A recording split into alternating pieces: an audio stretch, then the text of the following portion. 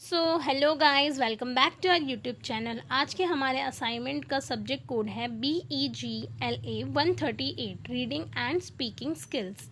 ये assignment student 2022 और 2023 के लिए है। तो चलिए शुरू करते हैं हम अपना असाइनमेंट। इसमें आपको 6 क्वेश्चन दिए गए हैं, जिसमें से 3 क्वेश्चन आपको पैराग्राफ राइटिंग है। तो इसमें पैराग्राफ पढ़ना है और उसके अकॉर्डिंग आंसर्स देना है, जैसे हमारे अनसीन पैसेजेस होते थे।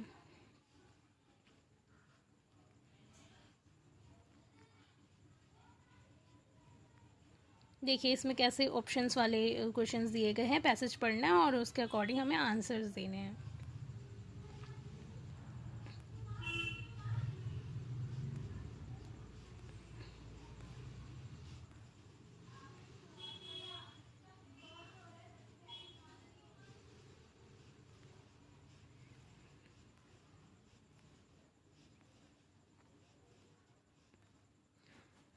हमारा क्वेश्चन यहाँ पर शुरू होता है, मतलब हमारा असाइनमेंट का सॉल्यूशन यहाँ से शुरू होता है। तो चलिए असाइनमेंट करते हैं। फर्स्ट क्वेश्चन है, what do you understand by comprehension, explain expository text and its type. तो हमें इसमें हमें पूछा गया है कि कॉम्प्रिहेंशन क्या होता है और हमें एक्सपोजिटरी टेक्स्ट और उसके टाइप्स के बारे में बताना है। Comprehension is the understanding and interpretation of what is read. To be able to accurately understand written material, children need to be able to decode what they read, make connection between what they read and what they already know. And third, think deeply about what they have read. तो इसमें बताया गया है कि comprehension क्या होता है।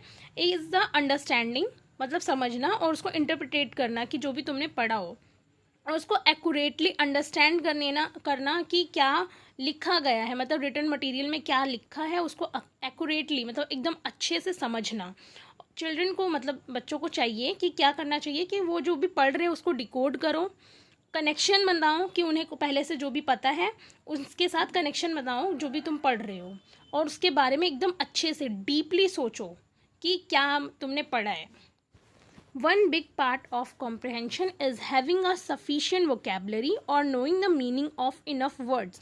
तो द बिगेस्ट पार्ट जो है कॉम्प्रहेंशन का ये है कि हमें एक सफिशिएंट वोकेबलरी पता होनी चाहिए और हमें बहुत सारे वर्ड्स का मीनिंग पता होना चाहिए। Readers who have strong comprehension are able to draw conclusion about what they read. जो रीडर्स मतलब जो गुड रीडर्स होते हैं जिनकी कॉम्प्रहेंशन बहुत स्ट्रांग होते हैं, वो लिंक बना पाते हैं कि वो उन्होंने क्या पढ़ा है और उनका कंक्लूजन निकाल पाते हैं। What is important, what is fact, what cause an event to happen, मतलब क्या चीज़ ज़रूरी है, क्या फैक्ट वाली बात है और क्या होना चाहिए। विच कैरेक्टर्स आर फनी, कौन से कैरेक्टर्स जो है वो फ़नी हैं। दस comprehension involve combining reading with thinking and reasoning. जो कॉम्प्रहेंशन होते हैं वो इन्वॉल्व करता है, रीडिंग को कंबाइन करता है थिंक के साथ और उसके रीजनिंग के साथ. Expository text and its type. Expository text expose you to fact, plain and simple. Expository text क्या होता है, तुम्हें एक्सपोज करता है कि फैक्ट्स क्या है, प्लेन क्या है, सिंपल क्या है. The text is fact based with the purpose of exposing the truth through a reliable source. जो टेक्स्ट होते हैं जो फैक्ट बेस्ड वो टेक्स्ट होते हैं with the purpose of exposing, मतलब उनका पर्पज क्या होता है, वो एक्सपोज करते हैं कि ट्रुथ क्या है रिलेबल सोर्स के through. True and deliberate expository text will focus on educating it's reader. जो ट्रू और डेलिब्रेटरी एक्सपोजिटरी टेक्स्ट होते हैं वो फोकस करते हैं रीडर्स को एजुकेट करने में. Another way of explaining these text is that they are clear, concise and organize writing. जो दूसरा वे है एक्सप्लेन करने का टेक्स्ट को, वो एकदम क्लियर होना चाहिए, कंसाइज होना चाहिए और ऑर्गेनाइज राइटिंग होनी चाहिए. अगर ऑर्गेनाइज नहीं होगी, क्लियर नहीं होगी तो समझोगे कैसे. Expository text gets to the point quickly and efficiently. Expository text जो होते हैं वो टू द पॉइंट होना चाहिए और एफिशिएंटली होना चाहिए. Expository text is information based text. और जो हमारे एक्सपोजिटरी टेक्स्ट होते हैं वो इन्फॉर्मेशन बेस्ड होना चाहिए, ऐसी फालतू की नहीं होने चाहिए. They come in different forms and all have different purpose. और डिफरेंट फॉर्म्स में होने चाहिए और डिफरेंट पर्पस होना चाहिए. जैसे सब एग्जाम्पल्स इंक्लूडेड टेक्स्ट बुक्स. जो हमारे टेक्स्ट बुक्स होते हैं स्कूल के, जो हमारे टेक्स्ट बुक्स होते हैं या कहीं की भी कोई भी जो टेक्स्ट बुक्स होते हैं उसमें क्या होता है, टू द फैक्ट बातें होती है ना. न्यूज़ आर्टिकल्स, जो हमारे न्यूज़ आर्टिकल्स होते हैं उसमें भी जो मेन पार्ट्स होते हैं जो हमें पता होना चाहिए, इन्फॉर्मेशन बेस्ड होते हैं। इंस्ट्रक्शन मैनुअल्स, जो हमारे इंस्ट्रक्शन मैनुअल्स होते हैं। रेसिपीज़ होती हैं, सिटी और country guide, language books, self help books, biographies, encyclopedia, websites, ये सारे क्या होते हैं, इंफॉर्मेशन बेस्ड टेक्स्ट होते हैं। The expository text is the text that offers the reader explicit information on a specific topic objectively, that is without the author's opinion or their position on the subject at any time. Consequently, you also don't need to use argumentation to convince. जो expository text होते हैं वो is that text that वो text होते हैं जो offers करते हैं रीडर्स को इन्फॉर्मेशन एक स्पेसिफिक टॉपिक्स पे, that is without the author's opinion और their position on the subject at any time. The sole intention of the expository text is to exhaust the subject, that is to transmit information to the reader. जो sole intention होता है expository text का, वो exhaust करता है subject को, जो मतलब कि जो transmit करता है information reader को, जो भी information उन्हें चाहिए होता है. Commonly the expository texts are limited to the topic they are addressing without going beyond it. जो कॉमनली जो एक्सपोजिटरी टेक्स्ट होता है वो लिमिटेड होता है टॉपिक में, जो भी एड्रेस करना है, मतलब कुछ भी अगर जैसे हमें बताना है किसी टॉपिक के बारे में, उसी के बारे में ज़्यादा, मतलब उसको बहुत ज़्यादा ही नहीं बताता कि फिर इंसान कंफ्यूज ही होने लग जाए. जो उसको जानना तो वो बहुत ज़्यादा and without generally resorting to emotional content. Emotional content को जनरली वो क्या करते हैं, रिजॉर्ट करते हैं, बिना मतलब कि अगर ज़्यादा इमोशनल कंटेंट नहीं डालते. They can be understood as a display of information only. तो उनको क्या होगा, एक डिस्प्ले करते हैं सिर्फ इन्फॉर्मेशन ओनली, जो इनको इन्फॉर्मेशन चाहिए उसी बारे में. ज़्यादा मतलब अगर ज़्यादा ही लिख देंगे तो फिर वो जो इन्फॉर्मेशन, जो मेन इन्फॉर्मेशन चाहिए वो नहीं मिल पाएगा. Which way well be of two types depending on your ideal audience. Disclosure text. These are expository texts that are aimed at a wide audience without specialized prerequisites and therefore address issue of general interest, usually from a simple, accessible and democratic perspectives. Specialized texts, on the contrary, they are intended for a small and specialized audience, which is why they are handled in a technical language difficult or demanding with the reader, which is only handled by experts, which implies a need for prior knowledge on the part of the reader.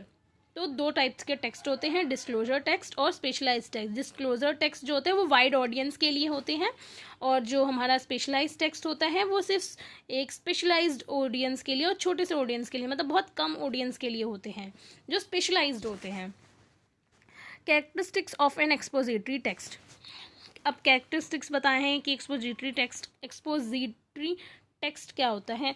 The expository text are characterized by have the sole purpose of transmitting information specific, whether common और specialize. जो sole purpose होता है transmitting information का वो specific होना चाहिए, common होना चाहिए, स्पेशलाइज्ड होना चाहिए. Aspire to objectivity, that is do not involve point of view और argument of any kind, since they do not seek to convince but to inform. तो इसका मतलब मेन सोर्स क्या होता है कि हमें आर्ग्यूमेंट नहीं करना है, हमें मतलब बस अपनी बात को इनमें इन्फॉर्मेशन देना है, हमें किसी को कन्विंस नहीं करना है, बस इन्फॉर्मेशन देना है. You can use rhetorical figures and other mechanism to present your information more efficiently.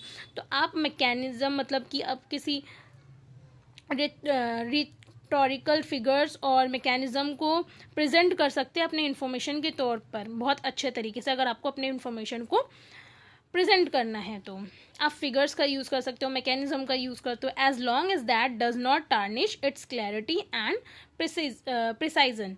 तो उसको मतलब कि उसकी क्लैरिटी को ख़राब ना करें, ठीक है, ऐसे प्रेजेंट करना है. They usually use grammatically a timeless present and indicative mode from Spanish.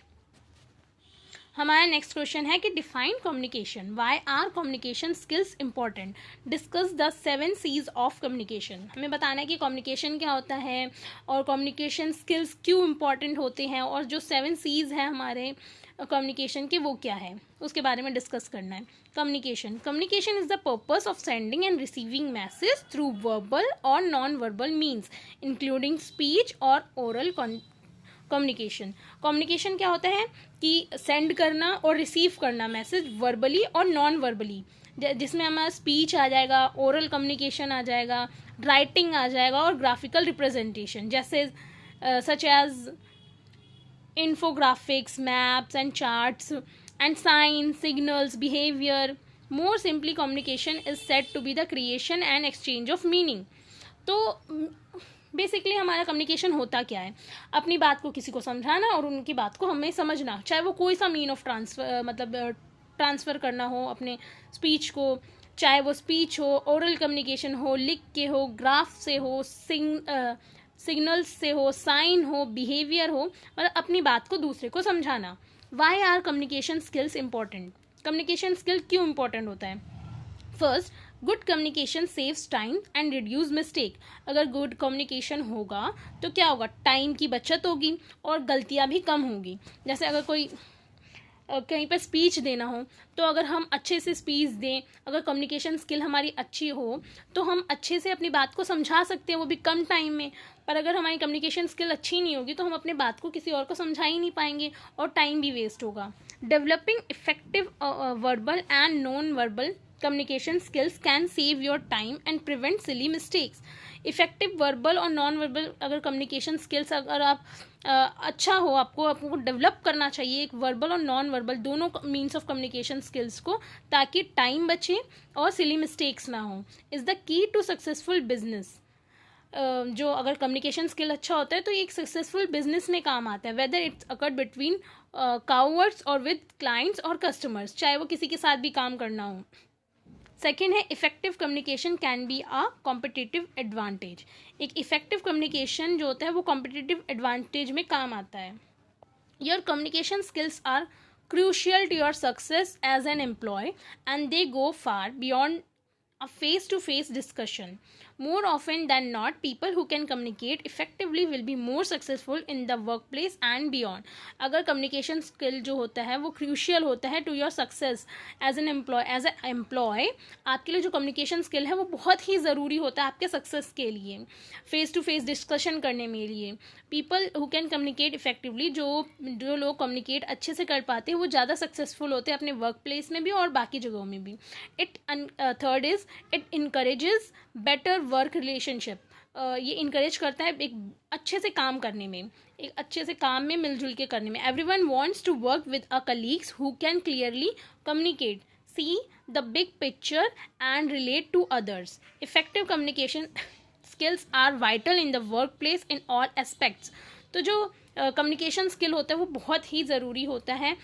हर कोई चाहता है कि जो वो जिस कलीग के साथ काम करे वो अच्छे से कम्युनिकेट करे, और बहुत ही मतलब कि जो कम्युनिकेशन स्किल होते हैं वो बहुत ही वाइटल रोल प्ले करता है किसी भी वर्क प्लेस में। Fourth is it encourages productivity. ये इनकरेज करता है हमारी प्रोडक्टिविटी को भी। Communication skills allow people to interact with each other, therefore it encourages productivity at the workplace. तो कम्युनिकेशन स्किल होते हैं वो अलाउ करता है पीपल को एक दूसरे से इंटरैक्ट करने में, इनकरेज करता है प्रोडक्टिविटी में वर्क प्लेसेस में। Through communication employees are likely to achieve their goals. और कम्युनिकेशन के थ्रू जो एम्प्लॉयज़ होते हैं वो गोल्स को भी अचीव कर पाते हैं। Fifth is it's the first step to conflict resolution. When resolving conflict, your communication skills and listening skills play an important role in gathering information and conveying respect. Hearing someone's side of the story is often the first step in resolving a conflict. मतलब कि जो हमारा किसी भी conflict को resolve करने में जो हमारे कम्युनिकेशन स्किल होते हैं और लिसनिंग होती है वो बहुत अच्छा रोल प्ले करती है इन्फॉर्मेशन गैदर करने में और रिस्पेक्ट कन्वे करने में। Hearing someone side of the story is often the first step in resolving a conflict. किसी भी कॉन्फ्लिक्ट को रिजॉल्व करने के लिए फर्स्ट स्टेप होता है कि दूसरे की साइड की स्टोरी भी सुनना। तो मतलब कि कम्युनिकेशन के साथ हमारा लिसनिंग स्किल भी अच्छा होना चाहिए, कि ये नहीं कि सिर्फ हम ही बोलते जाए, सामने वाले की भी बात को समझना चाहिए। 7 C's of communication. First is clarity. Be explicit about your aim or message while writing or speaking to someone. It is important to be clear about what you are trying to achieve by speaking or communicating with someone. if you are ensure your viewers will be skeptical as well. Being open and honest is crucial in optimizing the effectiveness of your communication. To be understandable, keep the number of ideas in such paras to a minimum and emphasize a specific idea और गोल at a time. तब clarity होनी चाहिए आपके बारे में, आप बात में आप जो भी बोल रहे हैं वो कम से कम मिनिमम पैराज में होना चाहिए और एकदम क्लियर होना चाहिए ताकि कोई भी जो है वो समझ पाए. Next is concise. When your communicate concisely, you stick to the point and keep it short.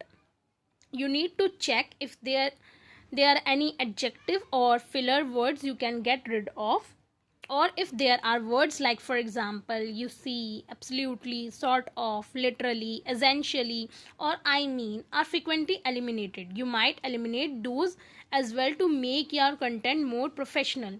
तो concise होना चाहिए. कुछ words को मतलब कि जो हम बात कर रहे हैं वो बहुत ही टू द पॉइंट होना चाहिए.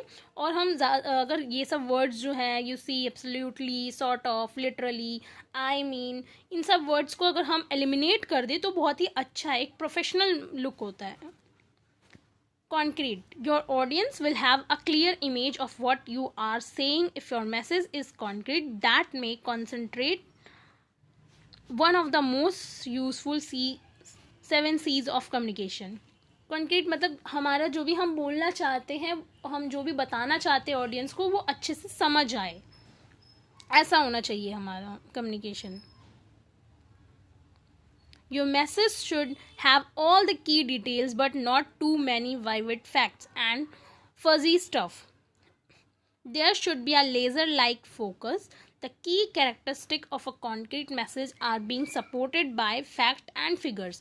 तो जो भी हम बोल रहे हैं उसमें की डिटेल्स मतलब जो भी इम्पोर्टेंट बात है वो बताना है, ना कि फजी स्टफ्स और विविड फैक्ट्स डाल दे. एकदम फोकस होना चाहिए लेज़र की तरह. 4th है हमारा करेक्ट.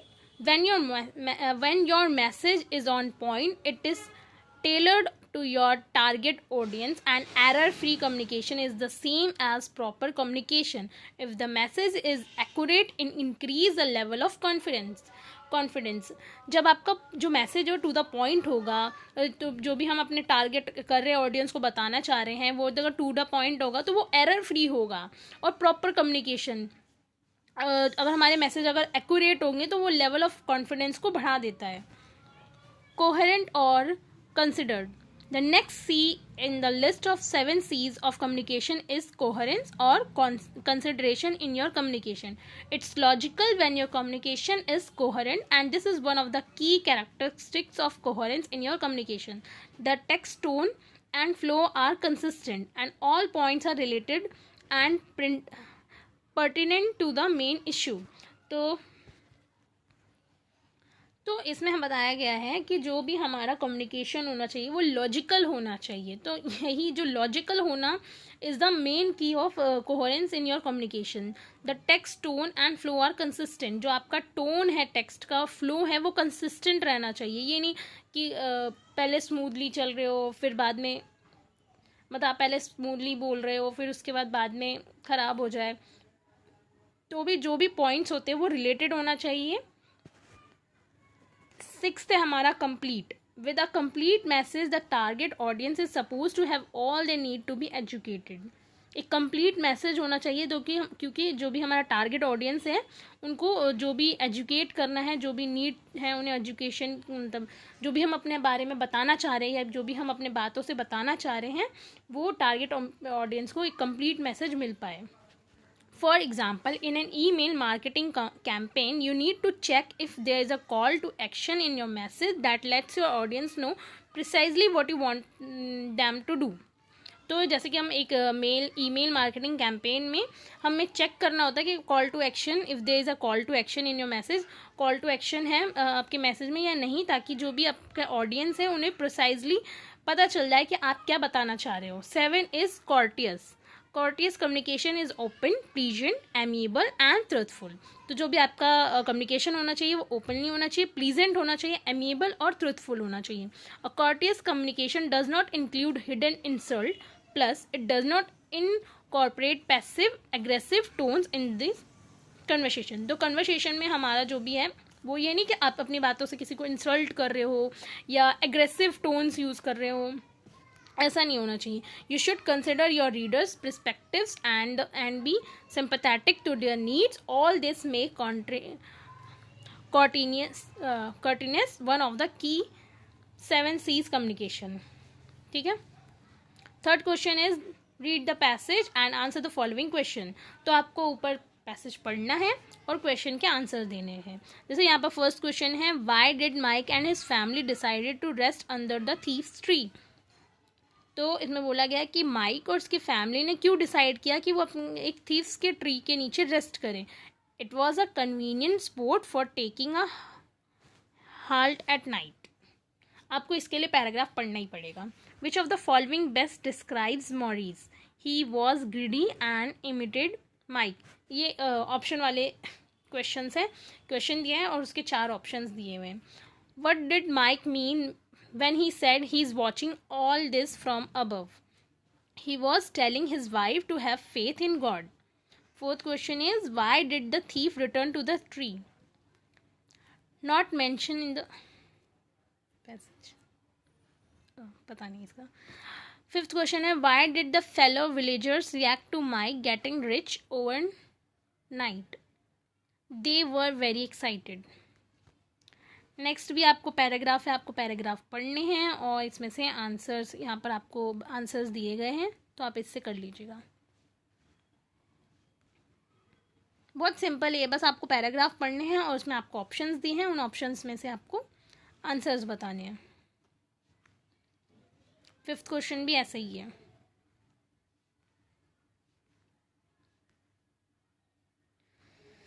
सिक्स क्वेश्चन है, create a pleasant and positive impression to make a best telephonic conversation against the column below given below. तो ऊपर आपको एक कॉलम क्वेश्चन दिया हुआ था, 6th का क्वेश्चन।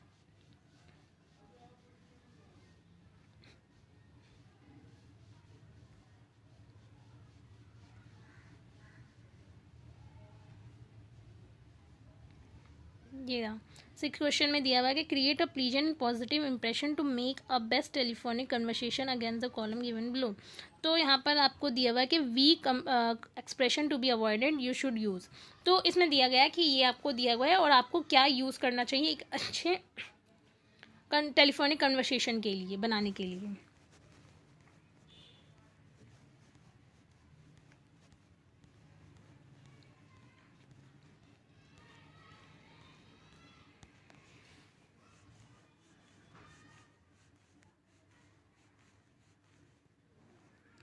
वीक एक्सप्रेशन था to be avoided you should use, मतलब वीक एक्सप्रेशन को हटा के आपको क्या यूज़ करना चाहिए, मतलब एक अच्छे कन्वर्सेशन के लिए, एक टेलीफोनिक बेस्ट टेलीफोनिक कन्वर्सेशन के लिए आपको इन वीक एक्सप्रेशन को हटा के यूज़ करना है। जैसे कि हेलो, तो उसकी जगह आपको यूज़ करना है WhatsApp. I will call you back soon, I will revert to you soon, you have got the wrong extension, you have got the wrong extension. मतलब इसमें क्या है कि हैव में वो शॉर्ट फॉर्म में जो होता है वी वो यूज़ कर लिया। What do you want me to do about it, what is you are expecting from me about it, no problem, no issue, that is impossible, that's impossible, what is this, who is there, sorry who is this, who is there, I don't know, God knows, the only thing I can do is, it's in my order, sorry to keep you waiting, apologize for making you wait. 7th question, how are storytelling, dialogues and role playing important in achieving efficient speaking skill, explain. तो इसमें बोला गया है कि कैसे story telling, dialogues और जो roles होते हैं वो प्ले करते हैं इम्पॉर्टेंट रोल, मतलब एक इम्पॉर्टेंट रोल प्ले करते हैं कैसे एक स्पीकिंग स्किल में, एक एफिशिएंट स्पीकिंग स्किल में। Developing listening and speaking skills through the use of dialogues has helped me immensely in becoming proficient in Chinese Mandarin. तो इसमें बताया गया जो डेवलपिंग मतलब एक सुनने की क्षमता और स्पीकिंग स्किल्स के थ्रू और डायलॉग्स को यूज़ करके कैसे हम बन सकते हैं एक proficient. Their effective use in my EFL and ESL classes has also aided my student in improving their listening and speaking skills. Through years of experience, I am convinced that reaction of dialogues does help in making all language learners better listener and speakers. तो बहुत सारे सालों के experience से मैं convince कर सकती हूँ कि कैसे रिएक्शन ऑफ डायलॉग्स हेल्प करते हैं सारे लैंग्वेज को लर्न करने में, बेटर लिसनिंग करने में और स्पीकर्स में. They represent life real life speech. How many times have you open a beginning language text book and seen sentences like this. They teach culture in different social situation. 3 students love to role play. All of my students love to recite and practice dialogues because they can be role played. Each example that I present reflects a social situation such as visiting a friend, talking on the telephone, or shopping.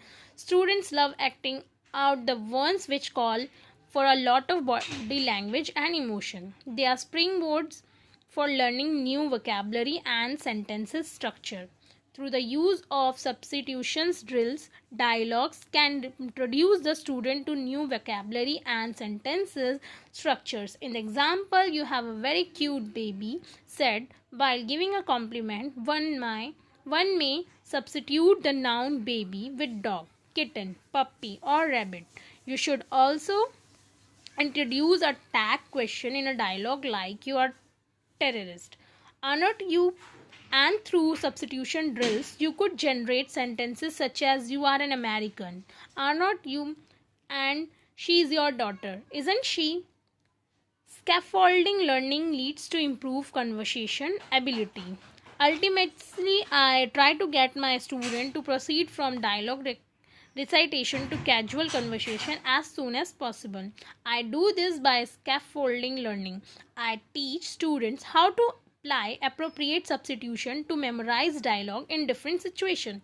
If the students are motivated and having fun, most can make the big jump to casual conversation after going through a series of practice runs.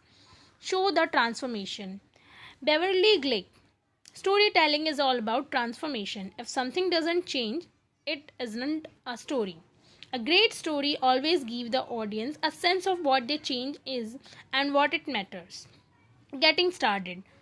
Robin Daly. A story is merely a way of taking an audience from A to B by the most interesting route. When working out what your story is, be brave. To quote Ernest Hemingway, the first draft of anything is shit. You need to get it down or talk it out, no matter how difficult or pointless it seems. When you have done that, you have something to improve and refine, so you can create a second draft and nail what you really want to say. Start practicing. Liz Bamford. As a person who generally wants to take the shortest path from A to B, my heart used to sink when I had heard the para storytelling.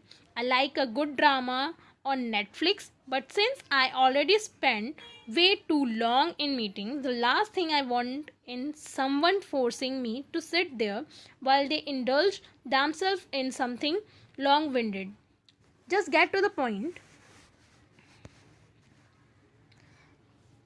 तो यहाँ पर हमारा assignment ख़त्म होता है.